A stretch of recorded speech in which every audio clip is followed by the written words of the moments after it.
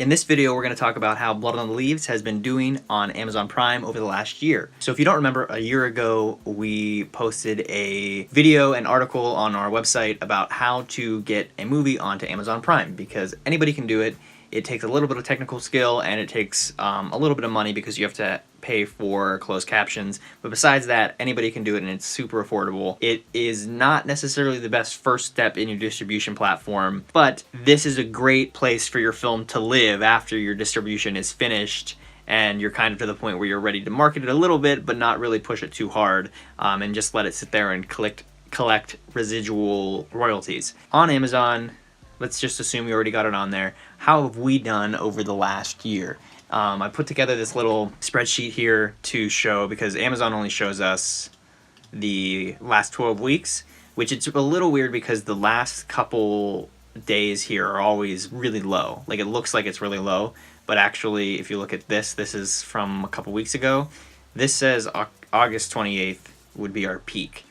But then you look at what is now, August 28th was definitely not our peak. We spiked quite a bit after that.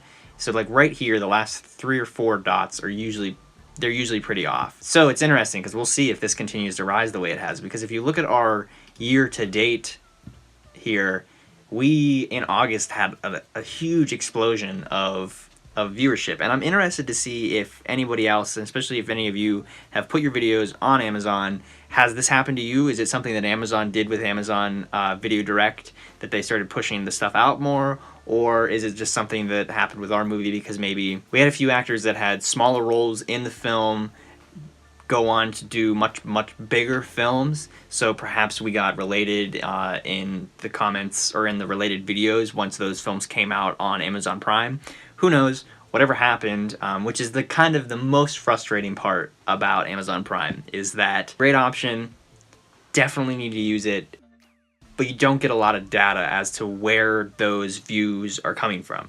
So we have no idea why we have that huge spike that we have. It's awesome that it happened, because just to give you an idea of the financials here, I'm not going to show you the exact financials, but around here when we were getting, this is our first spike, this is right when we first released, we had a little spike around Halloween. We actually got a bunch of bad reviews around that time too, because we were classified as a horror film. So around Halloween, people were watching it thinking, oh, this is a horror film, and it's not a horror film. It's tense and stuff, but if you're expecting a horror film, you'll be very disappointed. So people were. So we got this big spike here. But around here where this starts to trail off, we were making probably close to $50 to $100 a month. So that's still pretty decent for just having a movie that's kind of trailing off like this. And you can see even before it blew up here, it was really trailing off.